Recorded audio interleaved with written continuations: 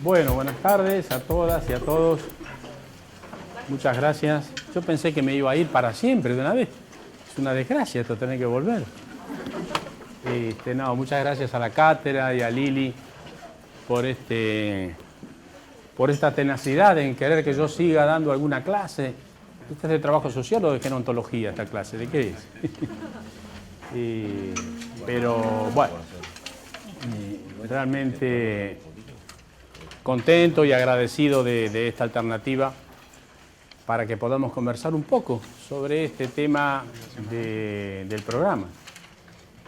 Es un tema viejo, es un tema como de 50 años para atrás, casi 2 edades de ustedes.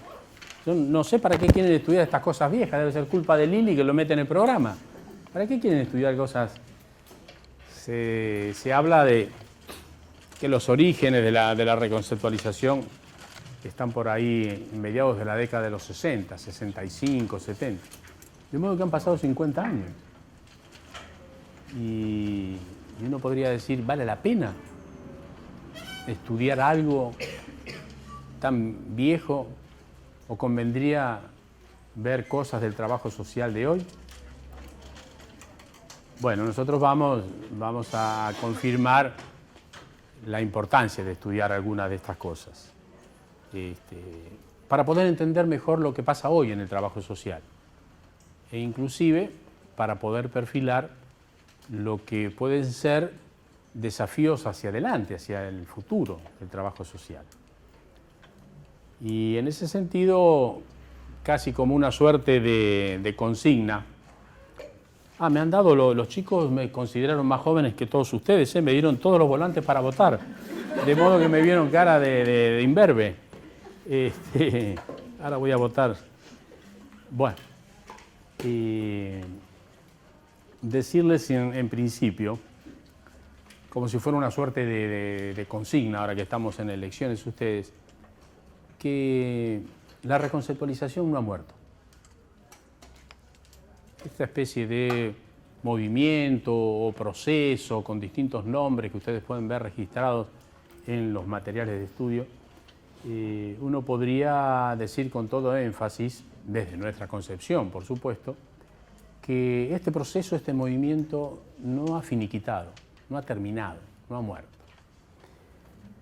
Y nosotros sustentamos desde siempre la gran importancia como momento clave, como momento parteagua en la tradición de nuestra profesión en relación a este movimiento. Y como tal siempre lo hemos reivindicado, más allá de reconocer también algunas objetivas limitaciones. Ahora vamos a ir viendo de a poco, porque esto se registró, y ustedes ya lo saben por algunas cuestiones que han venido viendo en trabajo social, tanto en trabajo 1 como en trabajo 2, que el trabajo social, como cualquier otra disciplina, debe ser entendido en los momentos específicos y en los periodos concretos que van teniendo avances y retrocesos, y en ese sentido ustedes van a poder identificar a través de la literatura específica cómo algunas cosas de la reconceptualización siguen absolutamente vigentes, cómo algunas se han modificado y cómo muchas otras todavía tienen que seguir siendo modificadas.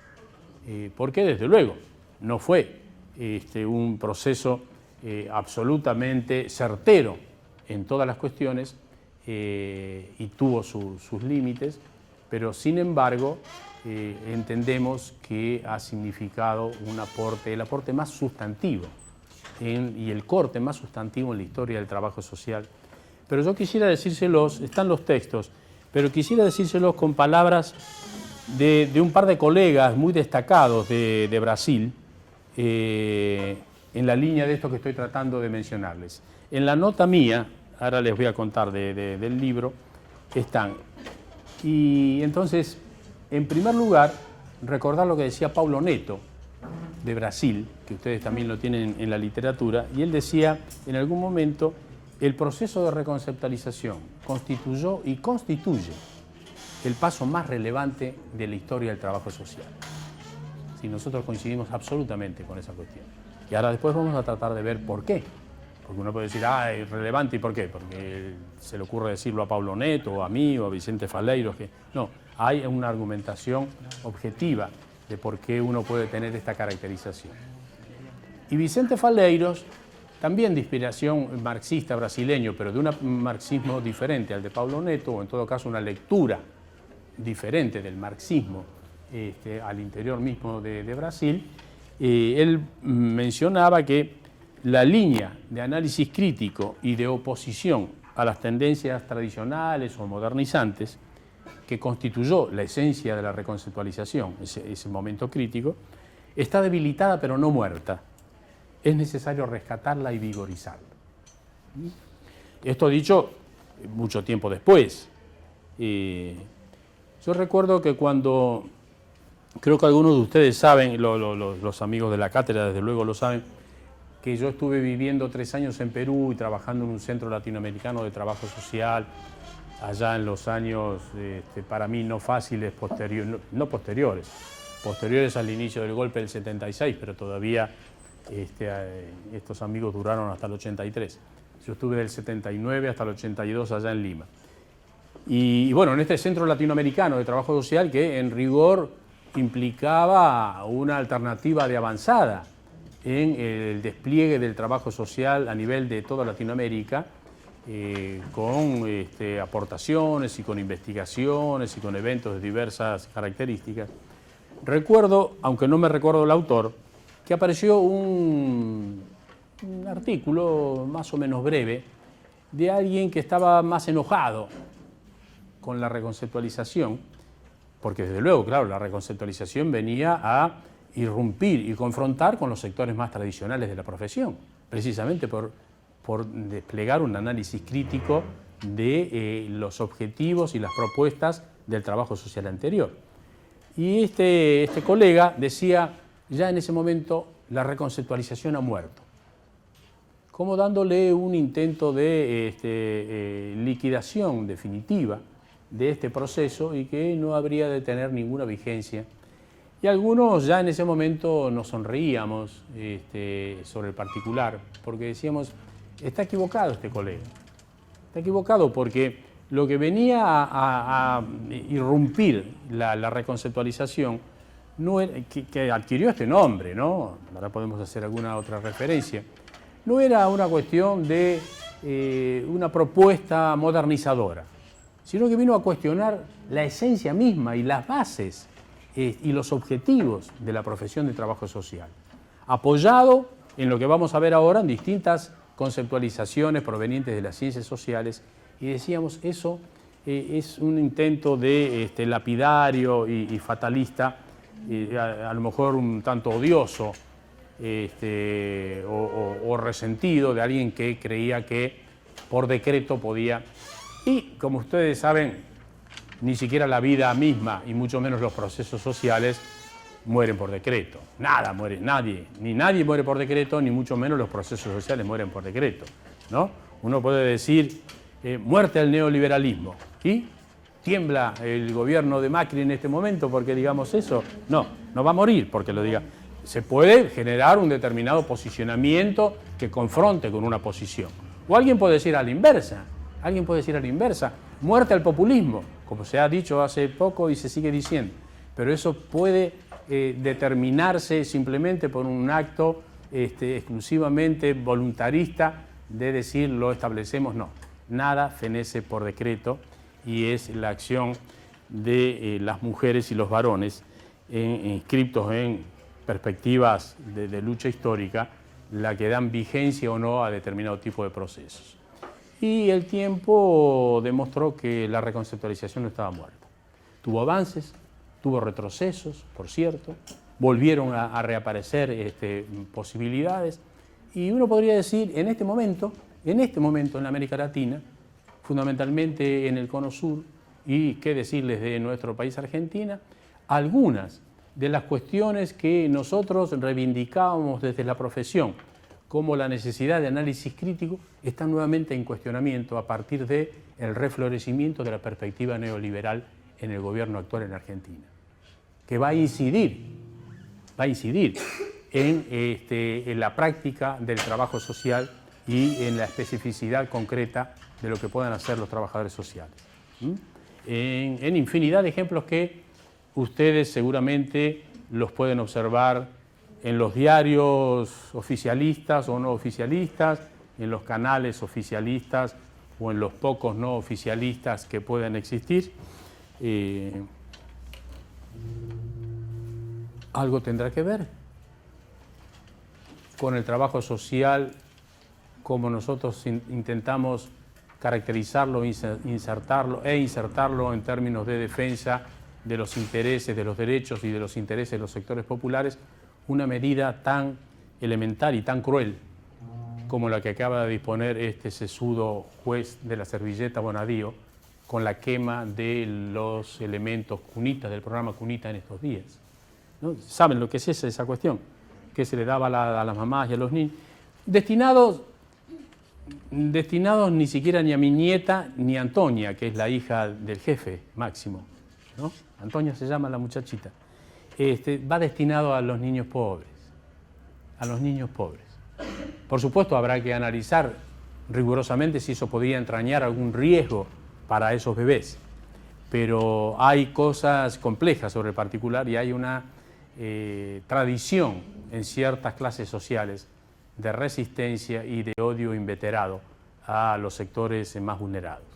Es casi similar al odio expresado, fíjense, yo voy a volver con la reconceptualización, no crean que me agarró el Alzheimer total y la digresión, casi similar al odio expresado que está en los diarios de estos días, donde este fantástico atleta disfrazado de rugbyer agarró a un indigente y le pegó. Suelen ser de la zona norte, siempre San Isidro, San Fernando, del Casi, muchachos de buen físico, mucho anabólico, gran fortaleza física, supuestamente un deporte de caballeros, viene de Inglaterra, dicen si hay alguna falta grave, lo suspenden por 99 años, sin embargo no tuvo ningún prurito en agarrar a un indigente y pegarle. Esa especie de odio. ¿Por qué uno le quiere pegar a un indigente? ¿Por qué? Algo anda mal, ¿no? Algunos decían en la radio, y son tantos los golpes que se dan en la cabeza que quedan un poco así. No, lo decía en chiste. No es el scrum, creo que se llama el scrum. Bueno, yo hice deporte, pero otro tipo de deporte. Mi look deportivo no me daba para el rugby.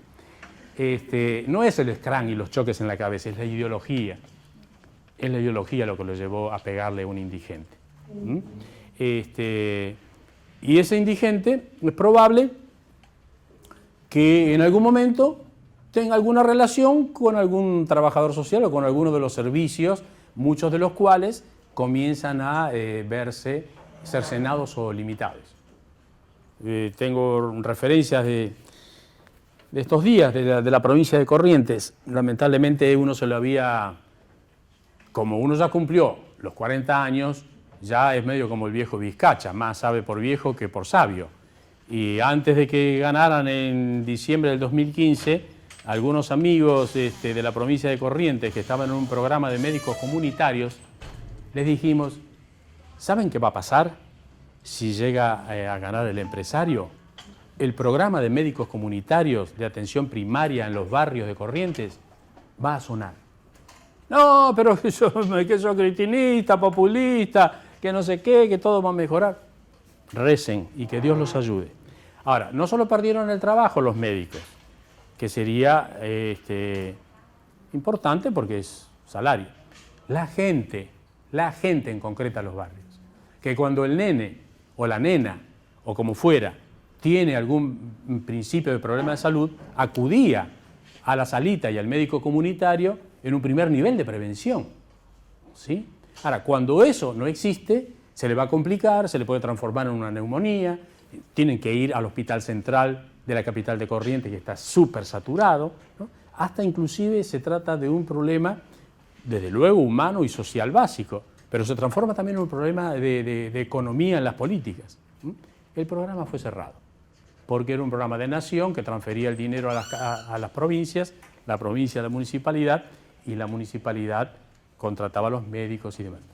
Bueno, lo cerraron, con toda coherencia. Entonces, bueno, volviendo a estas cuestiones. ¿Por qué? por qué caprichosamente Lili y los amigos de la cátedra quieren seguir trabajando este tema de la reconceptualización. Porque esto nos permite seguir leyendo el trabajo social. Convendría que después vamos a tener un espacio de preguntas, ¿no? Sí. Ustedes me pegan el zapucay cuando ustedes quieran para ver qué cosas les pueden interesar más puntualmente a ustedes de la experiencia. Y yo les decía que... Ah, pero esto es... No, esto es VIP. Casi VIP. Y hasta con vasos. No, sí. Nunca me trataron así. Y bueno, es así cuando... Antes no me trataban así.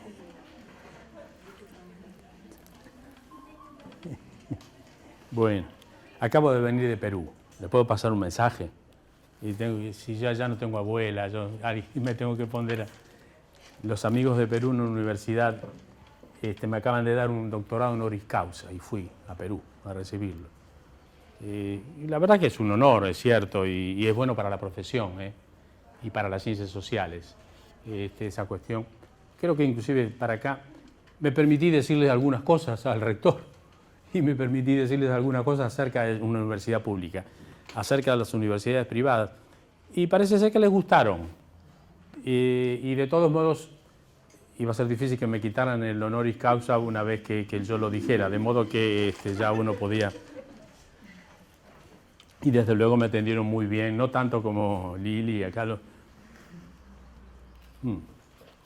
Pero bueno, entonces yo quiero decirles a ustedes las principales influencias que recibió lo que después se llamó reconceptualización en esos orígenes. Pero previo a eso, quiero decirles dos cosas para reafirmar que los procesos de cambio, y la reconceptualización significó un proceso de cambio o de retroceso, en las disciplinas no son un producto meramente endógeno de cada profesión.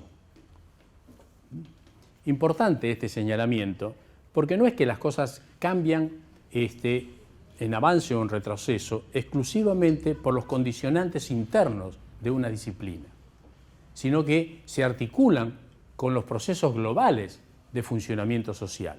No es que los trabajadores sociales nos juntamos, hacemos una asamblea, cuántos sabemos, convocamos a todos y decimos, vamos a cambiar el trabajo social. Sí, eso puede ser una expresión absolutamente voluntarista, pero los procesos de cambio o de retroceso no pueden ser entendidos ni leídos exclusivamente como una expresión endógena al interior de cada disciplina, sino que se articula con la situación del conjunto. Por eso ustedes siempre en esta cátedra, desde el comienzo, están compelidos, están inducidos a tratar de leer el funcionamiento general de la sociedad para entender la particularidad del trabajo social. Y lo segundo, para reafirmar esto, es decir, que se generan esos cambios y se articulan con la dinámica social y política específica que se registra en un momento histórico determinado. Y hay que analizar cuál es ese momento histórico determinado, ¿no? Si hoy propusiéramos y se diera, suponte, dentro de 50 años, y dijeran en el 2016 se produjo un cambio en el trabajo social argentino y latinoamericano, alguien va a tener que estudiar cuáles eran las condiciones de funcionamiento general de Argentina y de América Latina que habilitaron ese eventual cambio que se produjo en el 2016. En el 2066 yo voy a estar acá otra vez en el mismo aula esta 207 y les voy a explicar qué pasó hoy.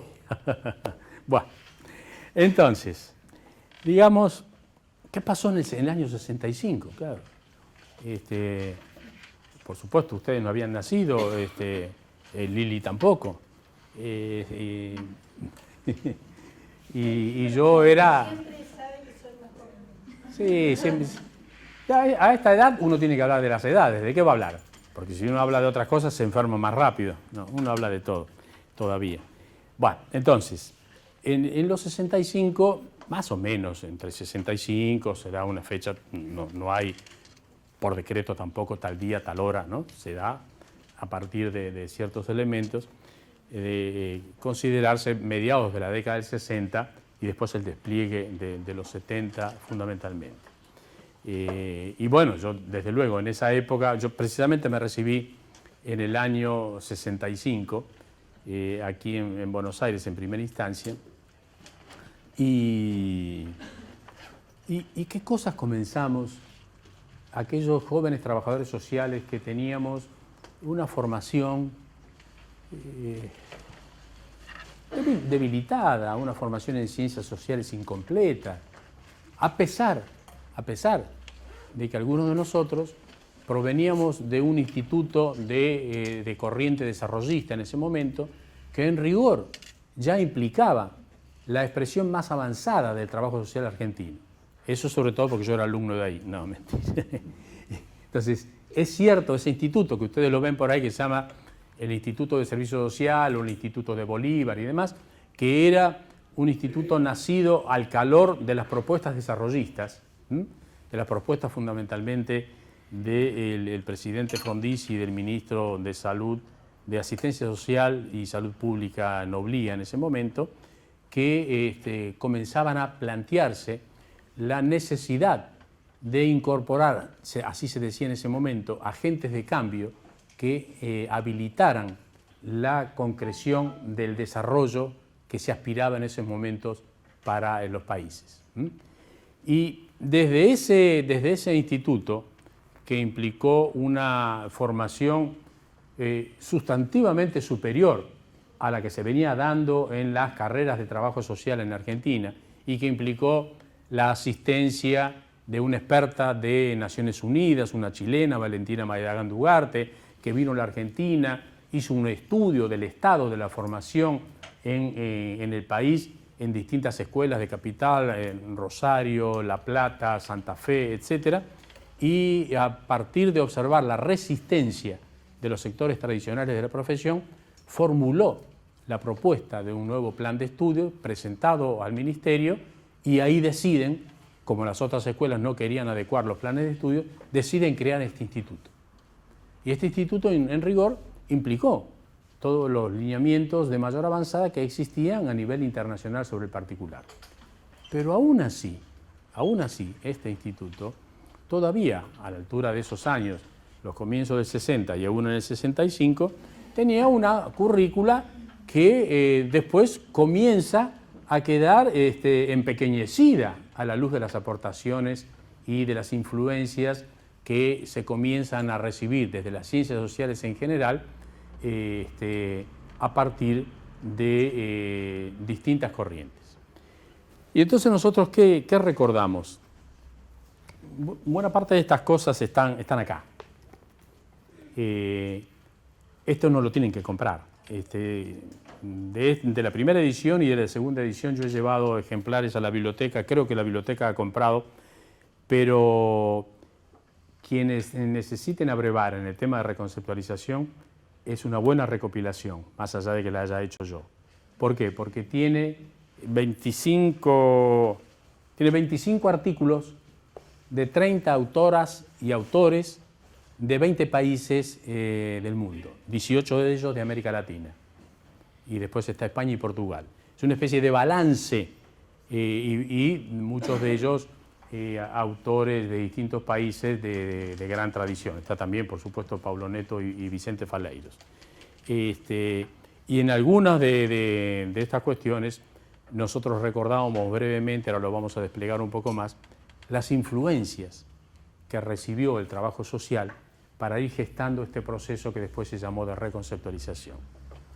Y vamos a mencionarlas sin un necesario orden de prelación. No es que el primero que les diga tiene más importancia que el cuarto. Van a ser 4 influencias que nosotros rescatamos, que impactaron en el trabajo social y fueron construyendo. La primera de estas influencias está ligado a lo que en la época se planteaba como la teoría de la dominación y la dependencia. En los años 60 hubieron distintos sociólogos latinoamericanos, Rodolfo Stavenhagen, Enzo Faleto, Carlos Enrique Cardoso, que después fue presidente. No es Carlos Enrique, hay un pequeño matiz con el nombre, pero es Cardoso, me estoy confundiendo, que fue presidente de Brasil y que también chocó en un scrum o con una columna y se transformó en neoliberal. Increíble, ¿no? La vuelta de la vida. Sí, es lamentable, era un virtuosísimo sociólogo, uno de los creadores de la teoría de la dominación y la dependencia, por supuesto apoyando la destitución de Dilma últimamente y haciendo un papel verdaderamente lamentable. Pero bueno, la gente tiene derecho a cambiar, aunque sea para mal. Dios se lo va a reclamar, pero bueno. En fin. Bueno, Cardoso fue uno de los mentores, Teotonio dos Santos, y estaba en Hagen, creo que tenía un trabajo que se llamaba 7 tesis sobre América Latina. ¿Y qué acontecía en esos 60 y tantos?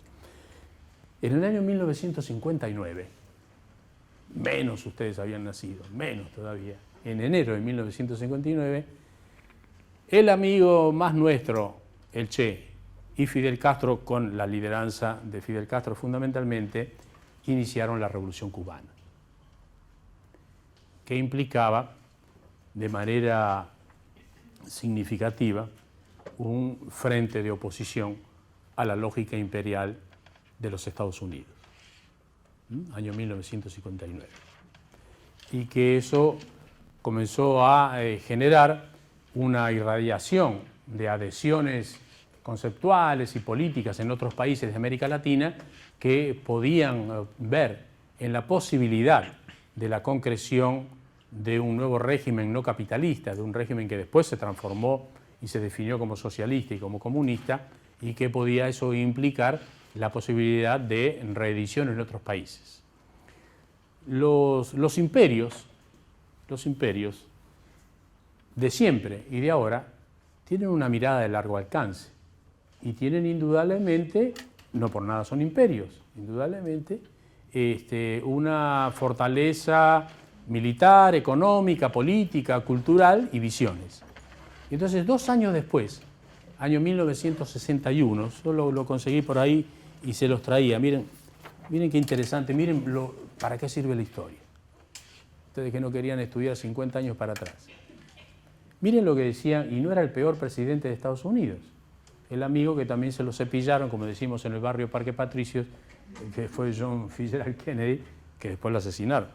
Lo cual ustedes imaginarán que no es nuestra alegría personal sobre particular.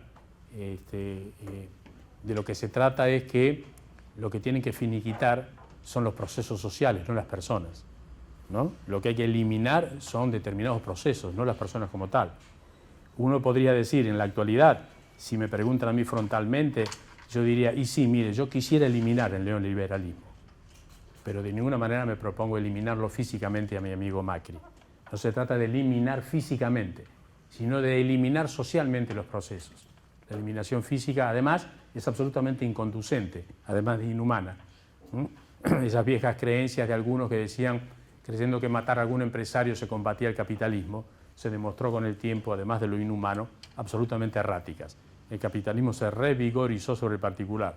Lo que hay que luchar es contra o a favor de la eliminación social de esos procesos. Bueno, pero miren lo que decía en 1961, como una respuesta a la Revolución Cubana. Habrán dicho, ¿y qué pasa? Y si estos barbudos en ese momento, la barba era algo medio así estigmatizante, era como casi como la homosexualidad. Bueno, ojo, porque también bajo la influencia comunista en Cuba fueron muy homofóbicos, ¿no? Hasta hace muy poco tiempo, De modo que nada es totalmente progresista y nada es totalmente reaccionario.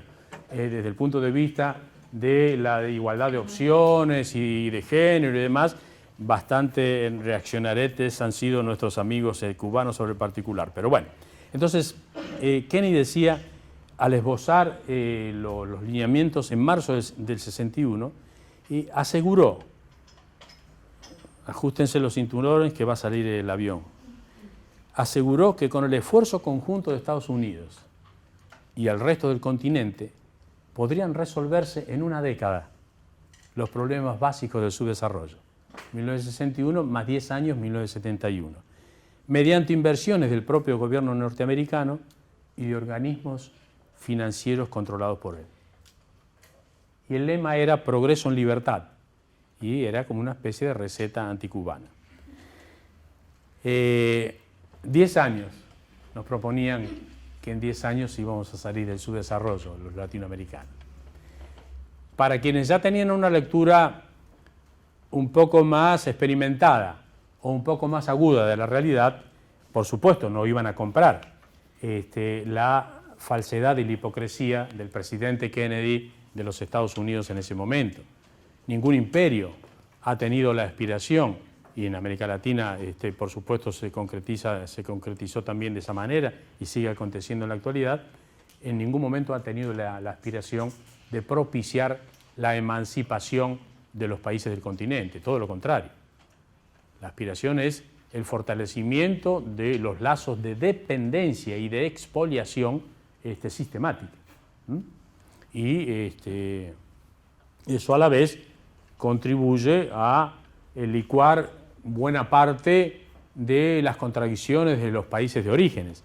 Ustedes saben que la riqueza históricamente expoliada de América Latina, Asia y África, y continuadamente en la actualidad, sirve para aceitar los conflictos en los países del primer mundo, los conflictos laborales entre capital y trabajo. La riqueza que sale de acá se redistribuye. Por eso cuando a veces se habla del estado de bienestar en los países de Europa o de Estados Unidos, buena parte, no toda, pero buena parte de ese estado de bienestar está garantizado con el sudor de los latinoamericanos, de los africanos y de los asiáticos. Porque la plata que se transfiere de acá va a esos países y ahí aceita las contradicciones internas entre los trabajadores y los capitalistas. Pero bueno, entonces decíamos, en 1961 Estados Unidos planteaba la confrontación con Cuba a través de un programa cándido, como puede parecer algunos de los que salen ahora, bondadoso, tengamos fe. Yo siento, como dice algún líder argentino, yo siento que nos van a ir bien las cosas en 10 años. No nos fue bien. No nos fue bien. Bueno, entonces, ¿qué era la teoría de la dominación y la dependencia en esos momentos que tuvo tanta influencia para la construcción del movimiento de reconceptualización? Era la comprensión de que nuestros países latinoamericanos no éramos objetivamente autónomos, no éramos soberanos, y que teníamos una relación de dependencia estructural con los centros imperiales, que en un momento fundamentalmente fue Inglaterra y después Estados Unidos, básicamente después de la Segunda Guerra Mundial, que impedía el desarrollo de nuestros países, impedía la autonomía, impedía la independencia económica y desde ahí, por supuesto, la soberanía política, la justicia social. Es decir, éramos y somos, lamentablemente, semicolonias. Cuando estos sociólogos comienzan a comprender este aspecto y lo comienzan a desplegar y comienzan a señalar las defecciones y los problemas que acontecían en América Latina con un acento en la responsabilidad del imperio, comienza a generar una especie de trastocamiento en el pensamiento del conjunto de las ciencias sociales. Ya no era solo un problema de los latinoamericanos por lo cual estábamos pasando. Ya no era solo culpa de esas creencias en la batalla cultural de que si eran más perezosos y más morenos de piel y con menor contracción al trabajo como tendrían los europeos, ¿no? Había razones de carácter estructural que impedían el desarrollo y la autonomía de Latinoamérica. Y que a la vez, y esto tenía que ver con las ciencias sociales y luego con el trabajo social, era el núcleo generador de los problemas sociales. Porque la lógica imperial, la lógica también desde aquella época y aún en la actualidad, y la lógica patriarcal y la lógica de expoliación impide el bienestar social de nuestras poblaciones. Y se impide, y si es productor por antonomasia de la pobreza y productor por antonomasia de la desigualdad social, implica la generación de problemas sociales de difícil resolución por parte de nosotros. Y después, en consecuencia, son necesarios los trabajadores sociales. Cuando realmente está todo degradado, cuando está multiplicadas las problemáticas, y bueno, algo haya que temperar, o por la vía de la beneficencia, o por la vía de la hipócrita filantropía, o por la vía de cierto perfeccionamiento profesional que podían brindar algunas disciplinas.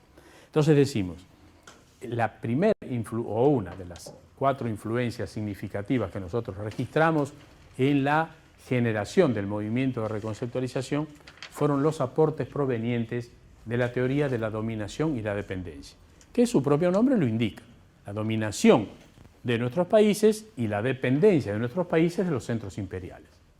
Y que en consecuencia, de esa manera no podíamos resolver los problemas sociales de nuestros países, que en 10 años, ni en 15, ni 20. Si no se corta ayer, hoy o mañana las relaciones de dependencia sobre el particular, va a ser muy difícil que nosotros podamos tener una sociedad más igualitaria, una sociedad más equitativa, más justa, que implique realmente el involucramiento del conjunto de los habitantes. No solo que una parte pequeña de la población viva muy bien y una parte grande de la población viva muy mal. Bueno, una primera influencia, la teoría de la dominación y la dependencia. Podríamos mencionar una segunda gran influencia, que fueron los aportes del llamado método psicosocial de este pedagogo brasileño Paulo Freire, que ustedes habrán oído hablar o estudiar en alguna ocasión, que implicó también un trastocamiento significativo de cómo entender la educación. Él tenía ahí libros clásicos como La educación como práctica de la libertad, Pedagogía del oprimido. Fíjense, las palabras tienen, ¿no? Tienen contenido las palabras, no son dichas así, ¿no? Como lo puede decir también nuestra intelectual Susana Jiménez. El tipo decía, la educación como práctica de la libertad. ¿Pero qué quiere decir eso? ¿Cómo? Uno antes iba a estudiar a la primaria y decía la tabla del 2, la tabla del 3, era solo para... pero él decía, la educación como un proceso que implicara no solo la alfabetización de las personas, sino que implicara la posibilidad de un ejercicio libertario. Eso es otra cuestión. Por eso, desde luego, Paulo Freire, con la dictadura iniciada en 1964 en Brasil, tuvo que emigrar, fue a Bolivia, lo agarró la otra dictadura del general Barrientos y se tuvo que ir a Chile. Antes de Salvador Allende, él hizo su experiencia fundamentalmente con el gobierno de la democracia cristiana de Eduardo Frei allá en Chile. De modo que eso comenzó a llegar a nuestras manos, a los jóvenes estudiantes, fundamentalmente decimos de este instituto, y de otro similar en el cual también luego Lili estuvo estudiando, que a partir de una puja entre los sectores tradicionales y estos sectores desarrollistas, se perdió esa batalla, no se cierra, pero se interviene con una dirección más tradicional y las autoridades de este instituto crean una expresión privada que es donde después estudia Lili. Bueno, yo me quedé ahí, ya había empezado y me quedé en ese espacio, que bueno, que fue una experiencia muy interesante a partir del centro de estudiantes, una puja muy, muy compleja y demasiado. Entonces, imagínense lo que significaba para los trabajadores sociales de la época, los estudiantes, aún aquellos que participábamos de las experiencias más progresistas en ese momento, que teníamos en la currícula todavía materias como maternología y puricultura, que con todo respeto por esa especialidad, no es lo específico de los trabajadores sociales en el marco de las ciencias sociales. No nos compete, ¿no? O nutrición y dietética, ¿no? ¿Por qué? Porque la tradición estaba más ligada a las cuestiones de salud. Esas eran algunas de las materias que uno estudiaba. Alguna de mis primeras, patético realmente esa cuestión, de las prácticas que se desplegaban y que se llamaban recursos de la comunidad, nos llevaban a los estudiantes a ver distintos ámbitos donde se desempeñaban los trabajadores sociales, lo cual no estaba mal. Yo no sé si se los conté a ustedes, pero la primera vez que yo visité la sede de Marcelo T. ¿Ustedes la conocieron, la sede de nuestra facultad? Que todavía está. No sé si habrán ido Marcelo T. entre Uriburu y Ascuénaga, 2230. Eso era una maternidad Pardo. Y este trabajador social, que es el mejor del mundo, como ustedes imaginarán, fue ahí, llevado por la supervisora, a ver un parto. Y vi un parto. Yo creo que las chicas, un parto en parte, porque oprobioso, yo creo que las chicas jóvenes como ustedes que vieron eso no tendrán hijos en la actualidad. Escandaloso. Ahí nos disfrazaron, sí, con un delantal, pero sin asepsia, sin nada. Entramos a alguna de esas aulas y había 2 o 3 parturientas que serían, por supuesto, no iban a ser de las mejores clínicas de Buenos Aires, con los gritos inherentes a este proceso particular, uno de una manera, otro de otra. Entonces, eso estudiaba el mejor profesor que ustedes han tenido en todo el historia. Bueno, entonces ustedes se imaginan salir yo del preparto y del impacto, las gurisas, las chicas decían, yo voy a tener más hijos y que esto, estaban los bebés ensangrentados, un lío. Que empezar a leer y estudiar las cuestiones de Steinhagel, en las 7 tesis sobre América Latina, la teoría de la dominación, era como chino para nosotros, complejo era esa cuestión. O empezar a ver las cosas cautivante también, es cierto, muy cautivante. Y sobre todo en aquellos jóvenes que teníamos una sensibilidad social más ligada al cambio de conjunto, en todo caso que la comenzábamos a gestar. Y después comenzar a ver las aportaciones de lo de Paulo Freire. Fue eso un impacto conceptual de una intensidad realmente fenomenal, ¿no? Y que por supuesto, más allá del impacto, después es lo que habilitó a entender estas cuestiones que decimos, junto con los amigos brasileños, que ha sido el momento de corte conceptual y epistemológico más sustantivo de la profesión hasta la fecha. Y pensar y comenzar a discutir el tema de la educación como un instrumento ligado a la liberación de los pueblos era realmente de tocar el cielo con las manos y era abrir un panorama absolutamente insospechado hasta ese momento y que comenzaba a conectarlo desde luego a lo que siempre existió en la práctica del trabajo social con la dimensión política. Por eso también los sectores que comenzábamos con esto, y después podemos hacer alguna mención del grupo ECRO, de la editorial ECRO y demás, comenzamos a ser impugnados y atacados como comunistas, como cabeceras de puente del comunismo internacional, y éramos unos changos tan jóvenes como ustedes, provenientes de distintas corrientes, ni siquiera teníamos una unicidad, algunos estaban más ligados al peronismo, otros al frondicismo, otros al socialismo más clásico o Juan B. Justista, de lo que podría ser hoy el otro líder mundial, Wiener. Bueno, en fin, era un espacio amplio que no tenía una sustancia significativa. No, éramos un grupo de jóvenes. Segunda, entonces le digo, segunda influencia, teoría de la dominación, Paulo Freire. Tercera influencia, ahora yo no lo veo mucho, pero en una época decían los vendedores de peine en los colectivos, decían, es como si esto fuera poco, y sacaban un 14º peine y lo entregaban, ¿no? Como si esto fuera poco, los aportes del marxismo. Ahora agarrate Catalina, pues. Ahora sí se pudrió todo. En los 60, el marxismo.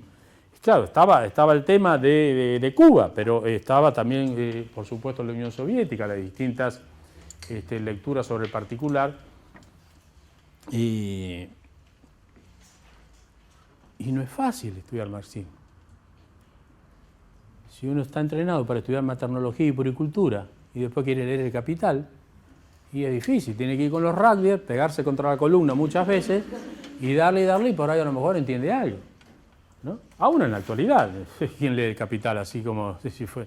No necesariamente no es imprescindible, es importante hacerlo, las aportaciones como teoría social y política del marxismo son significativas, a condición de que se tenga cuidado de los reduccionismos desmedidos, de los ultraizquierdismos y de las posturas antimarxistas. El mismo Marx dijo, yo no soy marxista. Lo mismo que dijo Trotsky hacia el final, yo no soy trotskista. más allá de que veo por ahí algunos carteles que dicen estudiemos a Trotsky, estaría muy bien que estudien la parte de Trotsky cuando Trotsky apoya a Lázaro Cárdenas en la nacionalización del petróleo y donde Trotsky comprende realmente la importancia de América Latina. Algunos amigos actuales tienen una lectura impropia de Trotsky o en todo caso se quedaron cuando Trotsky estaba más ligado a Stalin antes de encarar la puja con la burocracia soviética. Pero bueno, esa es otra historia. Entonces decíamos, el acercamiento a los trabajadores sociales de las aportaciones del marxismo. ¿Cómo no iba a eso generar un impacto muy complejo, una especie de remoción, una especie de hervidero en la profesión, ¿no? En nosotros mismos, que éramos más permeables a ese tipo de nuevas orientaciones? ¿Cómo no iba a generar gran resistencia en los sectores más tradicionales de la sociedad, dentro del campo de la vieja asistencia social o del servicio social, que todavía tenía ese nombre, que dijeran, vienen con la teoría de la dominación y la independencia, se la agarran con el otro comunista de Paulo Freire de Brasil y se lo traen al Carlos Marx encima? Estos son unos degenerados totales, Pero hubo una cuarta influencia, y con esta terminamos, si no estamos tan influenciados, no sabemos qué son. También muy importante, que fue la ligada a los aportes de la llamada teología de la liberación. Aquellos sectores del cristianismo en serio, como nos gusta definirnos a nosotros, absolutamente comprometidos con la opción por los pobres, que desplegaban un trabajo de concientización muy directo con los sectores populares. Y hubieron experiencias diversas y las siguen habiendo en la actualidad, ¿no? La iglesia no hay una única iglesia, hay distintas. Bueno, en todo caso no es mi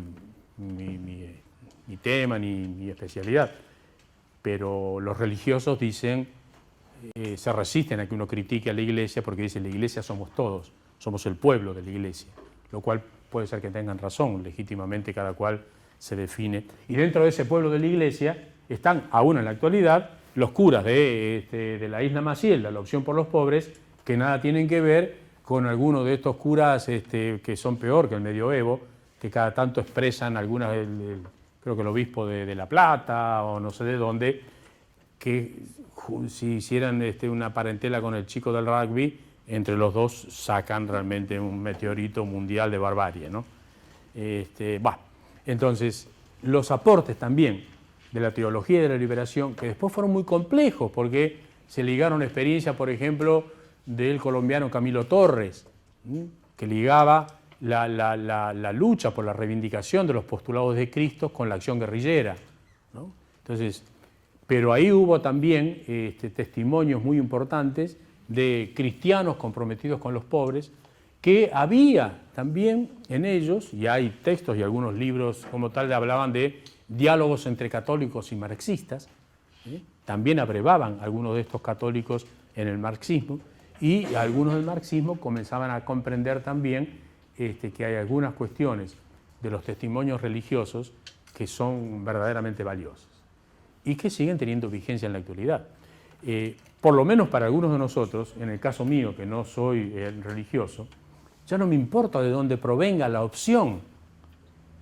Si la opción es de un judío, de un musulmán, de un ateo, de un homosexual, de un varón, de una mujer, de un joven o de un viejo, si la opción es por la construcción de una sociedad mejor, ahí tenemos que estar. No importa las diferencias circunstanciales, de rama de gradación. En consecuencia, todos aquellos esfuerzos sumados desde una perspectiva religiosa, ideológica o lo que fuera, en una línea de intento de contribuir, por lo menos, modestamente, pero por lo menos a posicionar la acción cívica y la acción profesional en una línea de los intereses, de la defensa de los intereses de todos, es absolutamente reivindicable.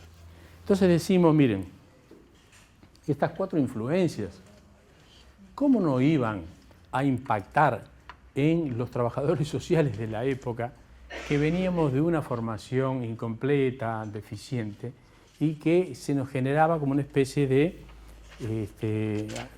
abrir los ojos ante una realidad absolutamente diferente y comenzar a entender cosas que no podíamos visualizar y que nos fundamentaban, y eso era lo importante, nos fundamentaban toda nuestra vieja vocación de sensibilidad social en relación a la gente más vulnerada. Pero para eso, y por eso nosotros en la actualidad insistimos permanentemente, uno tiene que abonar el fortalecimiento de esa sensibilidad con una adecuada formación teórica, para que uno no solo se ponga a lagrimear ante los problemas de los otros, sino que tenga una formación suficientemente competente como para poder brindar una práctica lo más idónea posible que favorezca a los sectores populares. Y para eso sirve la teoría. Para eso sirve estudiar los viejos textos aún de Cardoso, para eso sirve estudiar el marxismo, para eso sirve estudiar Paulo Freire aún en la actualidad, y para eso sirve seguir estudiando los aportes de la teología de la liberación. Porque nos siguen dando a los trabajadores sociales una mirada diferente, una mirada más profunda, una mirada que liga las cuestiones de carácter estructural con las cuestiones más puntuales del ejercicio cotidiano. Y miren, cuando por ahí Paulo Freire, no sé cuándo lo decía, pero decía esa cosa tan aguda, para poder mañana lo que hoy es imposible, tenemos que ir haciendo lo que hoy es posible. Eso decía Paulo Freire. Y eso no implicaba claudicación, no implicaba una mirada asistencialista, por decir algo. Hay que entender que los procesos, por supuesto que no descartamos en modo alguno seguir posicionándonos en la línea de la defensa de los cambios de carácter estructural. Pero esos objetivos que en algún momento se planteó la reconceptualización, justos en sí mismos, pero errados, no son patrimonio específico y exclusivo de las profesiones. Los objetivos del cambio estructural. Uno debe seguir apostando a esa perspectiva, pero debe ensamblar con cuidado los aportes que una profesión puede dar. Si alguien cree que las profesiones están convocadas por su propia especificidad a la transformación revolucionaria de la sociedad, está equivocado. Lo cual no quiere decir que las profesiones no sirvan para nada o tengan que tener un posicionamiento absolutamente aséptico y descomprometido. Tiene que ver en qué medida, desde sus particularidades, puede aportar a un proceso en particular. Por eso cuando la frase de Paulo Freire, que no les gusta a los izquierdistas, o a los ultraizquierdistas, o a los falsos izquierdas, de decir que tenemos que ir haciendo mientras tanto lo posible para ir acumulando fuerza, pero no solo para ir acumulando fuerza en pos del cambio, sino porque, y esto es muy sustancial para los trabajadores sociales, porque de lo que se trata en términos de la resolución de problemas de la gente que tiene problemas, implica aspectos absolutamente vitales para ellos. Porque si una familia tiene un niño con hambre o está enfermo, el problema es de hoy, no es solo dentro de 5 o 10 años cuando podamos combatir más activamente el neoliberalismo. Hay que hacer algo hoy para con esa gente que sufre en concreto, ¿sí? Y eso no es ninguna perspectiva asistencialista, no es ninguna perspectiva reduccionista, no es ninguna claudicación en relación a la necesidad de los cambios estructurales, sino es una mirada absolutamente aguda de perspicacia política y estratégica significativa para ir acumulando fuerzas e ir mejorando a la par de seguir aspirando a la transformación total. No resignamos la aspiración de la construcción por el socialismo como aspirábamos en los 70. Nada más que tenemos que analizar cuidadosamente las condiciones objetivas. Es como si uno quisiera decir en este momento macrismo o socialismo. Ojalá fuera así, pero hay un salto tan grande, chamigo, hay un salto tan grande. Mejor recuperemos algunas de las cuestiones básicas que van a poder... Por eso los procesos incompletos, nacionales y populares que se venían registrando en América Latina estaban más cerca del socialismo de lo que podían presuponer algunos sectores izquierdistas. Porque construían la posibilidad y ciertas bases no seguras, no seguras, pero tendientes algún día a una profundización mayor en la construcción de una sociedad diferente. Bueno, caray, 4 grandes influencias. Esto nos hizo un lío a la muchachada de la época.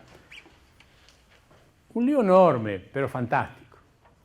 Fantástico. Ustedes imaginarán que aquellos que teníamos vocación social y comienzos de vocación política, muchos nos hemos involucrado, sí, en esa corriente. Hemos intentado, con mucha audacia, escribíamos desde jóvenes, y yo tengo algunas cosas escritas que no quisiera que nadie las lea, barbaridades que se decían y demás. Pero bueno, también se aprende con los errores, ¿no? Si nos queda el tiempo vamos igual a señalar algunos errores, porque no quiero que ustedes se lleven ninguna imagen impropiamente idílica de decir, nos vino a hacer un cuento de 50 años. No, la reconceptualización o nosotros encarnando ese proyecto hemos cometido diversos errores, algunos estratégicamente graves, pero nada de eso inhabilita la enorme importancia de ese momento que no ha muerto y que sigue absolutamente vigente en la actualidad. Uno podría decir que algunos de los aspectos que se comenzaron a visualizar y a identificar fue reconocer el origen de la desigualdad social en las relaciones de dominación existentes. ¿Y esto qué quiere decir? Es que antes a nosotros, sin querer queriendo, como decía el Chavo, se nos enseñaba o se nos inducía a pensar de que el origen de la desigualdad estaba ligado a los problemas personales de cada individuo y que nada tenía que ver con las relaciones de dominación existentes en la sociedad. Entonces, la gente era pobre por carencias de carácter personal. La gente no podía desplegar sus potencialidades porque era jujeño, porque era peruano, porque era latinoamericano, porque era asiático, porque era africano. Y se desconectaba la relación existente entre esa vulneración previa ligada a las relaciones de dominación estructural y de clases sociales específicas al interior de los países. Cuando comenzamos los trabajadores sociales a comprender que los problemas sociales tienen un origen social y no un origen individual, eso también implicó una mirada absolutamente distinta. Porque si a los niños de hoy estamos 14 de septiembre, a los niños de hoy, de aquí, de Capital o del Gran Buenos Aires, recién nacidos, no le damos vacunas, no le damos alimentación, no le damos agua potable, no le damos cloacas, no le damos salud y el día de mañana no le damos educación. Va a ser un niño con problemas, va a tener problemas, si es que no se muere antes, ¿Cuánto tiempo? Hasta nosotros ya sabíamos eso, ya era viejo, que se decía todo lo que en el desarrollo de un niño que no se pueda lograr en términos de la alimentación y de la salud en los primeros años de la vida tiene repercusiones inmodificables en el desarrollo futuro de esa persona. Eso está pasando hoy. Entonces, cuando ese niño de hoy, que se llama Juan o que se llama Pedro, dentro de 10 años, si es que no lo mató la policía o como fuera, comienza a tener problemas de comportamiento, no aprende, le pega, se transforma en machista, etcétera, etcétera, etcétera, ¿a quién le vamos a adjudicar? ¿A la mamá que fue la responsable? ¿Al papá que fue el responsable? ¿A la abuela o a la tía? No, los problemas de ese niño tienen un origen social, van a tener un origen social, no un origen individual, porque ese niño nació con la misma potencialidad que mi nieta. Tiene 3 años, la Zoe. Hoy me ve con esta camisa, cuando llega dice, ¿por qué te pusiste el pijama? ¿Cómo? ¿Cómo le digo? Pero como insolente, me dije, te pusiste el pijama. ¿Por qué la nena 3 años tiene? Va al jardín como cualquiera de los hijos nuestros. ¿Por qué? Porque está estimulada, porque, ¿no? Entonces, no necesariamente va a salir un genio, pero va a tener las posibilidades de desplegar. Ahora, si no se le hubiera dado alimentación, vacunas, cuidado, incentivo, qué sé yo, se transforma en una boba. Con todo respeto, ¿no? Entonces, la importancia de seguir identificando el origen social de los problemas y no el origen individual implicó un salto cualitativo en la reconceptualización y en la visión de los trabajadores sociales de absoluta envergadura.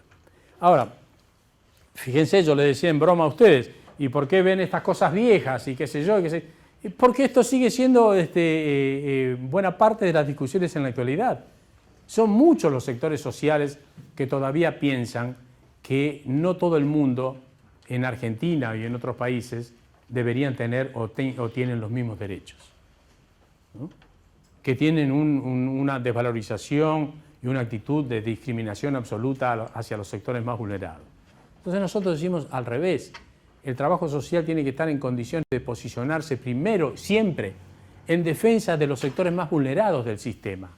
No por una opción romántica o creer que todo lo que se procesa en el pueblo es de lo mejor y demás, o que no hay comportamientos equívocos que hay que modificar en el campo de lo popular, sino que entender que fundamentalmente esos sectores son víctimas de los procesos sociales. Y en consecuencia lo primero que tenemos que identificar es a los victimarios, no a las víctimas de esos procesos.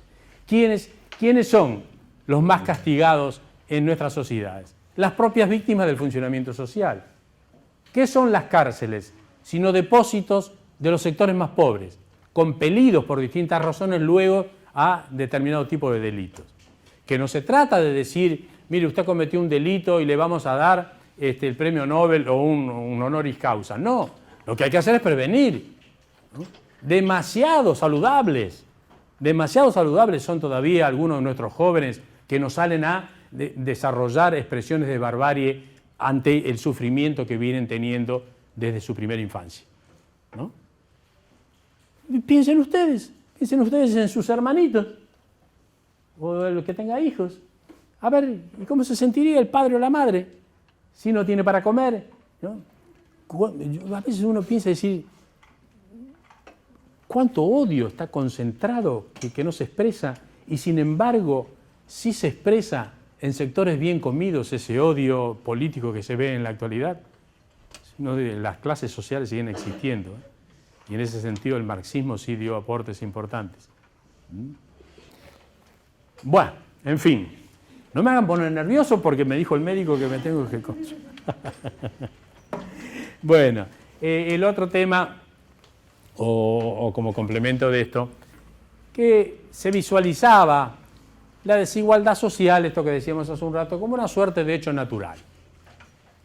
Como decía el otro filósofo argentino, Carlos Menem, decía, pobres ha habido y habrá siempre, ¿no? Entonces se decía, y sí, las diferencias sociales es un hecho natural. A alguno le toca estar bien y a otra le toca no tener... No. Las personas, excepto las mujeres, no, mentira, esto para que no se duerman, las personas nacen con la misma potencialidad, en principio, y después se despliegan en uno u otro sentido. No le dé usted educación a un niño y va a tener una deficiencia objetiva. No se necesita ir a Harvard para comprender eso. Entonces, las desigualdades sociales no provienen de hechos naturales o de situaciones circunstanciales, sino que provienen realmente de procesos de cobertura y o de prevención en uno u otro sentido. Y eso, por supuesto, también implicaba un impacto en los jóvenes trabajadores sociales de la época en relevante. Y complementando eso, se planteaba como que el principio de causación individual, esto que decíamos hace un rato, era fundamentalmente el responsable de los problemas sociales. ¿Sí? Se transfería, y fíjense ustedes que muchas veces se repiten los discursos, se transfería a los propios sectores vulnerados la responsabilidad por los problemas que le fueron externamente impuestos. Cuando a veces se dicen esos discursos que son tramposos y hay que tratar de releerlos y de velarlos de manera... la responsabilidad principal es de los padres. Y son los padres los que tienen... Sí, es cierto. Pero hay una responsabilidad societal que no puede ser solo transferida a los padres. Porque si nosotros les negamos a los padres trabajo, salario adecuado, condiciones de vida adecuadas y demás, después no vengamos a los 5 o 10 años a decir la responsabilidad sustantiva de porque el niño se transformó en un comportamiento inadecuado en la escuela, etcétera, es de los padres. O si el padre tiene que trabajar 20 horas afuera y vuelve y le pega a la mujer, se emborracha, le pega al chico, entonces dice, los padres fueron. Sí, ¿y el contexto? ¿Y la sociedad en ese momento? ¿Qué le brindó a esos padres para que pudieran tener sí una responsabilidad? ¿Se entiende esta cuestión? Cuidado con este tema del principio de causación individual. Se trata de transferir los problemas a la gente tratando de dejar al sistema impoluto y como si nada tuviera que ver. Y es el sistema en el cual nosotros vivimos, que se acuerdan cómo se llama, y es el capitalismo. ¿Qué quiere que le diga? A mí me dijeron que no diga malas palabras en el ámbito académico, pero es así. No es culpa mía, es el nombre que tal. ¿Y cuál es la lógica y la esencia del capitalismo? ¿Qué es? ¿Aquello por los cuales ustedes vienen a estudiar acá? ¿Es el bienestar social? No, es la búsqueda denodada del lucro y la ganancia. Y cuanto más puedan explotar a otros, lo van a hacer. Y desde ahí hay una intrínseca relación con la generación de la pobreza. Entonces uno tiene que estar obligado permanentemente como trabajador social a ver a dos puntas. Ver los problemas puntuales permanentemente y los problemas estructurales que inciden en los problemas puntuales. Complejo este tema donde ustedes se metieron, ¿eh? Por eso yo les dije, dejen de estudiar trabajo social, vayan a estudiar odontología que es más tranquilo. No sé. No, más allá del chiste, esto arroja mucha complejidad a la práctica del trabajo social. Mucha complejidad. Pero un modo de licuar parte de esa complejidad es ir teniendo las herramientas teóricas conceptuales para entender estos procesos de base.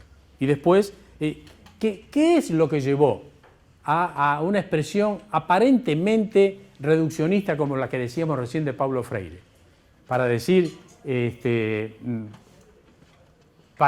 si no podemos hacer lo que hoy es imposible, lo que mañana es imposible, tenemos que ir haciendo lo que hoy es posible. Uno podría decir, es la expresión de una vieja asistente social que se conforma en hacer una pequeña cosa. No, la lectura general de los procesos diversos y complejos e históricos lo llevó a entender que eso implicaba una lectura estratégica en la perspectiva de acumular fuerzas y que simultáneamente tiene una implicancia de resolución ética, porque la gente cuando tiene hambre y su hijo tiene hambre lo tiene para hoy. Y es muy fácil hablar del hambre ajeno, como puede hacer las Naciones Unidas, ¿no? Fantástico, fantástico, desde siempre.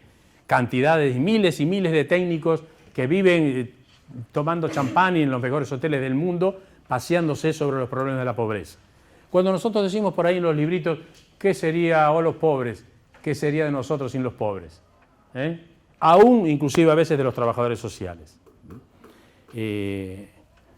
O aquellas cuestiones, cuando uno decía la crítica que sirve para instituciones diversas, cuando recuerda aquel proverbio español que decía, el señor don Juan de Robres, con caridad sin igual, hizo hacer este hospital, y primero hizo los pobres. Entonces, esa guía tiene que estar permanente para los trabajadores sociales. Tenemos que ver primero quién hace los pobres en la sociedad, primero. Después vamos a ver cómo trabajamos también con los pobres y hacia los pobres, pero primero tenemos que identificar el origen central y generador fundamental de la pobreza. Desde ahí se fueron derivando indudablemente, y no había otra alternativa, cierto tipo de desviaciones. Así como aparecía como incompleto en la época del desarrollismo, que en una perspectiva de avance en contra de la tradicional asistencia social, se planteaban eslogan como, por ejemplo, ser agente de cambio. Y se presumía que el trabajador social podía ser un ariete significativo en la construcción del cambio y el desarrollo social, negando la impronta sustantiva de que el cambio y el desarrollo social tienen que estar intrínsecamente ligados a la modificación de los componentes de funcionamiento estructural al interior de la sociedad. Que no les quepa la menor duda a ustedes, para decirlo en términos casi periodísticos, si no se combate el neoliberalismo, no hay posibilidad de bienestar social para el conjunto del pueblo. Dicho como si esto lo dijera Navarro, el gato silvestre, maullando o no maullando, lo que fuera, es así, es así. Algunos lo saben, otros no lo saben, algunos ingenuamente creen que sí, algunos creen que algún día va a venir el derrame. No, los filántropos. Mejor no. Bueno, ahora hay una fundación muy prestigiosa, ¿no? De la señora, de la Michetti. Interesantísimo. Por ejemplo, los trabajadores sociales tendríamos que también estudiar esas cosas. Deberíamos hacer una contribución. Yo me lo propuse en algún momento, no me dio el cuero. El reflorecimiento de las perspectivas de la caridad privada en desmedro de la responsabilidad del Estado en la defensa de los derechos sociales, ¿no? Entonces aparece la refilantropización de la asistencia, esta dación optativa de parte de algunas señoras, de lo que en otras épocas se podía decir las señoras gordas, que no tiene nada que ver, sean gordas o flacas, era una estigmatización en relación a su buen pasar y a su buen comer, ¿no? En todo caso, conviene que también los trabajadores sociales, porque vuelta a vuelta acontecen esas percepciones, recordar que en la historia de la humanidad y aún en la actualidad, los filántropos siempre necesitaron más a los pobres que los pobres a los filántropos. Tengamos menos de estos filántropos y menos de estas ONGs, muchas veces enmascarando inclusive intervenciones de carácter político y de espionaje complejo, ¿no? Disfrazado de acción social, con fondos de la derecha, de los imperios diversos y demás yerras, y con participación activa de algunas de estas señoras, señoritas y señores que se quieren disfrazar de nuevos filántropos. Entonces decimos, así como en la época del desarrollismo, y que implicó también algo necesariamente a ser superado, que se planteaba que el trabajador social podía ser un agente de cambio, por sobre el análisis crítico del funcionamiento del conjunto de la sociedad, y que después se pudo verificar que si no hay cambios más sustantivos es muy difícil gestar procesos de cambio desde la base. Tiene que haber una conjunción que aúne lo macro con lo micro para poder articular cambios más relevantes sobre los aspectos puntuales donde nosotros tengamos que operar. O cuando se planteaban aquellas cuestiones también ligadas al funcionalismo, que se decía hay que ajustar al individuo al medio ambiente. Nos enseñaban esas cosas también. Y era superador inclusive de las tradiciones más precarias de la vieja asistencia social. Pero en algún momento, nosotros, como si fueran ustedes en la actualidad, íbamos a los barrios, íbamos a las villas, y yo me acuerdo, yo hacía las prácticas en la Villa 20 de Lugano, en Ciudad Oculta, en La Carra, etcétera, etcétera, como cualquiera de los que estudiábamos ahí, y decíamos, a ver, comenzamos a caer en cuenta, ajustar al individuo al medio ambiente, ajustar a los desadaptados, eran las expresiones.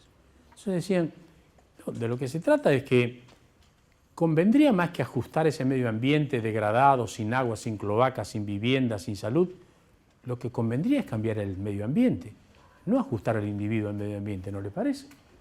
Porque como, digo, usted no tiene recolección de residuos, y es probable que se infecten las moscas y demás. No tiene cloacas, y es elemental. No tiene agua potable, y se va a enfermar. ¿No convendría pensar en eso más que ajustar al individuo? ¿A qué lo vamos a ajustar? ¿A que tome agua envenenada? ¿A qué? ¿No? Entonces, de a poco los trabajadores sociales comprábamos eslogan que nos transmitían y a partir de estos acercamientos conceptuales más rigurosos comenzábamos a tener una lectura un poquito más aguda. Y comenzamos a criticar, desde luego. No se trata solo de ajustar el individuo del medio ambiente. No se trata solo de actuar sobre los desadaptados, se decía, o anormales. ¿Por qué? Porque se presuponía intencionadamente que la sociedad como un todo funcionaba muy bien y aquel que tenía algún problema era un anormal o era un desadaptado. Y eso privaba de cuestionar el funcionamiento general de la sociedad.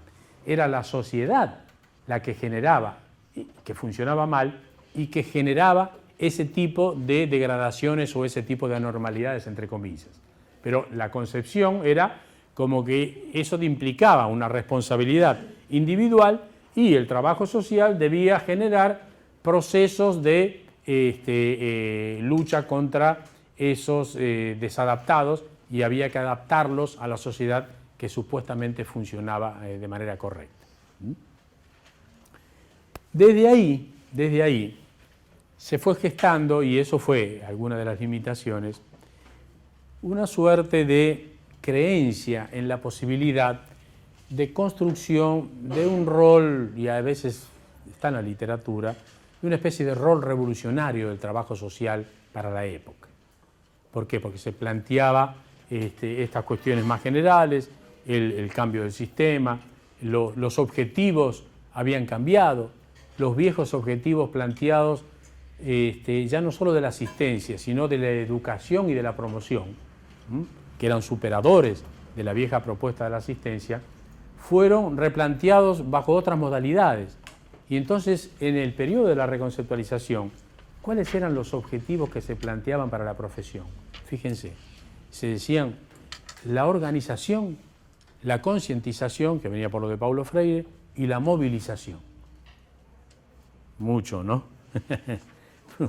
¿No? Como que si el objetivo de la práctica de los trabajadores sociales, imagínense en las instituciones, que eran las mismas instituciones de ese estado anterior, fueran solamente la organización, la concientización y la movilización de los sectores populares. De ahí apareció casi como una especie de formulación de rol revolucionario para el trabajo social. Y eso fue una distorsión, indudablemente. No hay un rol revolucionario de las profesiones. Las profesiones se pueden adscribir a una u otra corriente, a una u otra perspectiva más o menos progresista, pero su objetivo central no es la construcción específica de las revoluciones. Si alguien puede pensar en uno u otro sentido, como fuera, en la acción política y o revolucionaria de Che Guevara, tiene que encontrarla en su carácter de militante, no es un carácter de médico. Como médico ni siquiera podía cubrir su propio asma, ¿no? Es decir, si hizo lo que hizo, más allá de las valoraciones, era por su carácter de militante social y militante revolucionario para quienes lo consideren como tal, pero no en su carácter de médico. Y en ese sentido eso vale para cualquier profesión. Reiteramos, sin que esto de ninguna manera pretenda dicotomizar o escindir las dimensiones políticas, especialmente para las ciencias sociales y especialmente para el trabajo social. La impronta política del quehacer del trabajador social sigue estando presente de manera activa, ¿sí? Pero eso no implica realmente una creencia desmedida que nuestro rol tiene que estar ligado a la acción política directa. Y eso, desde luego, fue generando algunas distorsiones y en algunos casos hasta el abandono de las instituciones. ¿Por qué? Porque se decía algo así más o menos como esto, y las instituciones forman parte del Estado opresor. Las instituciones solo reproducen el orden social vigente. Como el orden social vigente funciona mal y es incorrecto, lo cual era cierto, se decía, y entonces tenemos que irnos de las instituciones al trabajo barrial, o muchos desertaron definitivamente, o muchos inclusive se incluyeron en la opción política frontal. Un error, porque el abandono de las instituciones solo habilitaba a que en las instituciones quedaran los sectores más tradicionales y además por el viejo concepto de que los cambios objetivamente solo se pueden producir en el ámbito específico donde son necesarios. Si yo necesito o es imprescindible un cambio en algún hospital de la ciudad de Buenos Aires, en el servicio social o en un ámbito de educación o lo que fuera, sería conveniente que uno no se mude a la Antártida. Pues si se muda a la Antártida, la va a pasar fresco, eso es cierto, pero el cambio en el hospital de Buenos Aires o en el ámbito de la escuela de Buenos Aires no lo va a lograr. ¿Qué queremos decir con esto? Que aún con toda la complejidad, los cambios se procesan en los espacios específicos donde actúan los profesionales. Si uno los abandona y los deja, se hace más factible para los sectores tradicionales y conservadores seguir desplegando su práctica más querantista, más inmovilizadora. Y además, porque en las instituciones que no solo forman parte del Estado, las instituciones son el Estado en sus distintas expresiones y sus distintas orientaciones, y son espacios de confrontación, son espacios de lucha, son espacios donde se dirime la posibilidad del cambio o de la preservación de lo existente. Entonces, esos son ámbitos que es difícil, y sí, es cierto. Claro, claro. El trabajo social se dirime definitivamente por su acción operativa concreta. Es ahí donde se ven los pingos, como dicen la gente que se dedica a los burros y a la carrera de caballos. Es ahí donde se ponen en práctica las posibilidades de una teoría sólida, pero que permita realmente operativizar cambios objetivos. Y a la vez recordar aquella cuestión de que las instituciones no solo reproducen el orden social vigente, lo pueden reproducir en uno u otro sentido. Tanto es así que hay instituciones de carácter más progresista dentro de un mismo país, dentro de un mismo periodo histórico determinado, y otras de un menor componente progresista. Eso depende de una cantidad muy compleja de situaciones, pero de lo que no puede uno prescindir o renunciar es de la acción concreta de los profesionales al interior de esas instituciones. Si uno puede recordar algún otro límite también, fue la desvalorización de la dimensión asistencial de la práctica del trabajo social. Se comenzaba a creer que todas aquellas medidas de reparación material o de transferencia de recursos a los sectores populares implicaban más bien posiciones de carácter extremadamente paliativos o asistencialistas que no iban al fondo de la cuestión. Y ahí se tiró, como en el viejo dicho, el agua sucia de la palangana conjuntamente con el bebé, porque si bien es cierto que hay limitaciones sobre el particular, hay que entender que no se puede escindir la labor asistencial en el trabajo social como parte de un proceso promocional y educativo. Uno no puede prescindir de la dimensión material. No hay trabajo social posible con los sectores populares sin atender las demandas materiales concretas. El riesgo es quedarse solo en la repartija de algunos aspectos concretos, pero uno no puede saltear la no cobertura de esas necesidades. Uno no se puede plantear a la repartija de cuotas de concientización en abstracto, porque la gente va a los servicios ¿a qué? Va a pedir un subsidio, va a pedir un alimento, va a pedir una vacuna, va a pedir educación. A partir de eso uno debe desarrollar un trabajo más a fondo con la gente, ¿sí? Pero no salteando la necesidad concreta. No van a ustedes en ninguna institución a decir, buenas tardes, yo soy Norberto, vengo a pedir una cuota de concientización que me mandó Paulo Freire. No. ¿Qué cuota de concientización? Primero voy a ir a decir, mire, tengo este problema, tengo hambre, mi nene le pasa esto, no come, no va al colegio, no tiene educación, le pega a la hermanita, fue violado. Hay que trabajar sobre eso. Ahora, nosotros tenemos la obligación de entender eso en el marco general, ¿no? De leer por qué pasan ese tipo de cuestiones. Pero hay que atender la problemática específica. Si no, ¿cuál es la contribución que puede hacer uno desde el trabajo social? Ahora, entendemos que eso es complejo, es cierto, yo se los digo en chiste, no para desanimarlos, para estimularlos, pero es una profesión interesante, cautivante, pero difícil esta que ustedes han optado. ¿No? Bueno, ustedes me dicen... Recuerdan que teníamos esta oportunidad que es de preguntarle a Norberto sobre la cocina de la reconceptualización, porque él estuvo ahí cocinando. Entonces, yo les decía, no había WhatsApp. No tengo yo WhatsApp, que soy un viejo progresista. Está bien, pero tenés mail. Ah, sí, y tengo Facebook. Bueno, 3 tengo. ¿Y cómo se comunicaban ustedes? Con, por ejemplo, gente de Brasil, y después siguen ustedes, ¿eh?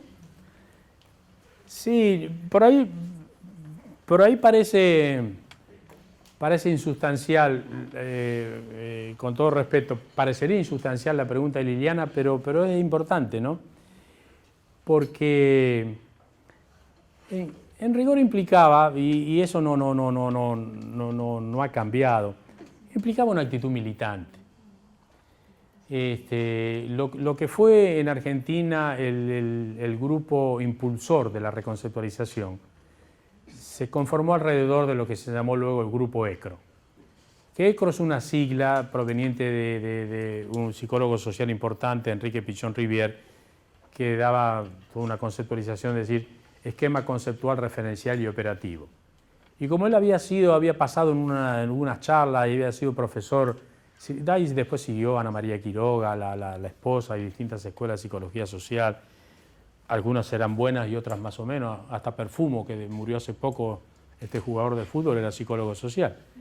De modo que también ha habido ahí cosas rigurosas y cosas que se han perdido. Porque bueno, en fin. En rigor, ese grupo nace de aquellos muchachos que habíamos sido dirigentes en el centro de estudiantes en este instituto de servicio social. Porque habíamos sido 3 sucesivamente los presidentes del centro de estudiantes, 2 de ellos más uno de una promoción anterior a la mía fueron los primeros que lanzan la producción de una revista que se llamó Hoy en el Servicio Social, porque todavía ese era el nombre, y yo me incorporo un poquito más tarde, era el más joven de todo el grupo. Y realmente implicó los mismos esfuerzos que seguramente grupos de jóvenes en la actualidad deben desarrollar en distintos ámbitos, más allá de lo que uno puede hacer a veces, chicana o no chicana, de ciertas críticas a orientaciones políticas.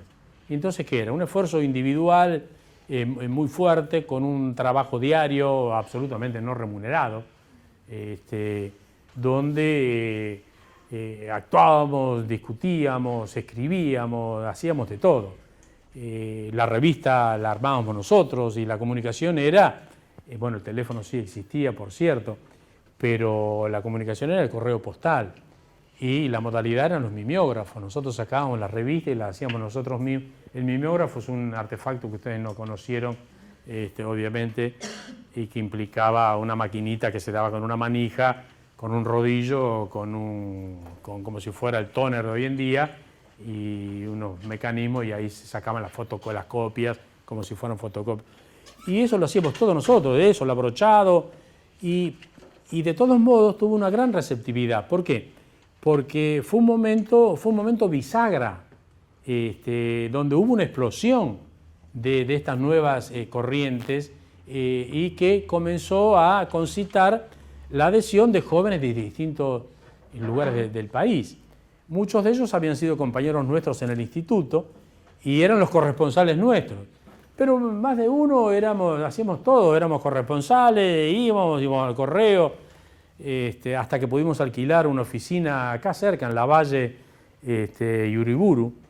Y yo me acuerdo, caray, de ir a... No sé si sigue existiendo todavía el viejo correo ahí abajo del Hospital de Clínicas, que después fue el San Martín y demás yerbas.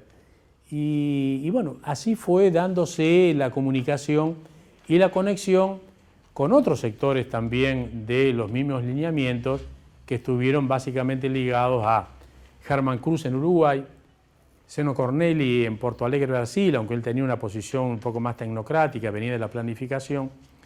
Ezequiel Anderej, es cierto que él no venía del trabajo social, pero se metió mucho en estas cuestiones y fue un impulsor. Después hubieron otros procesos de debilitamiento de distinta índole y demás, pero en ese periodo implicó realmente un aporte a la politización del trabajo social. La vertiente también un poco más profesionalista de Natalio Kirchnerman, que fue supervisor de algunos de nosotros, no en mi caso en este instituto, y que él después estaba en la Universidad de Buenos Aires y después se va a General Roca, aunque él tenía más acercamiento con otra editorial, porque había otra editorial que era Humanitas en ese momento, y fíjense en ustedes que sin ser de lo más reaccionario, ellos que sacan una revista casi simultáneamente con nosotros, la revista de ellos se llamaba Selecciones del Social Work, pero que habría que releerla, uno mismo también desestimaba esas cuestiones, porque ¿qué hacían? Traducían los artículos de la Asociación Norteamericana de Trabajadores Sociales.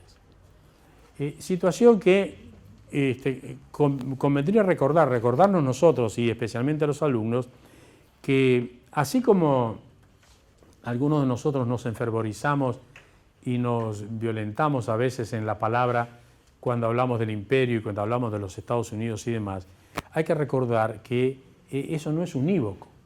Hay expresiones contestatarias importantísimas que nosotros hemos desperdiciado, y también en Inglaterra, de cientistas sociales críticos de su propio sistema. Y estoy seguro que haya habido, y bueno, el tema del idioma es una limitación de muchos de nosotros, que deben haber habido experiencias norteamericanas e inglesas y belgas y francesas a lo mejor menos en esto, muy interesante que hemos desperdiciado.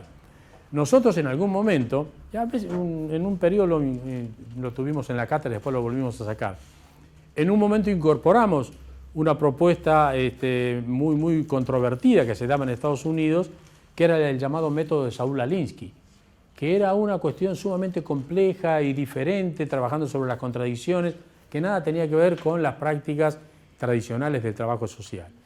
De modo que surgió como un espacio muy militante, es cierto, muy militante, pero muy balbuceante, muy audaz. Éramos muy jóvenes y escribíamos, pero como en el país de los ciegos, del tuerto rey, pasábamos por genios ya desde jóvenes. Entonces yo empecé a escribir muy joven y Juan y Dufour y demás. Y fíjense que eso tuvo una irradiación continental muy fuerte.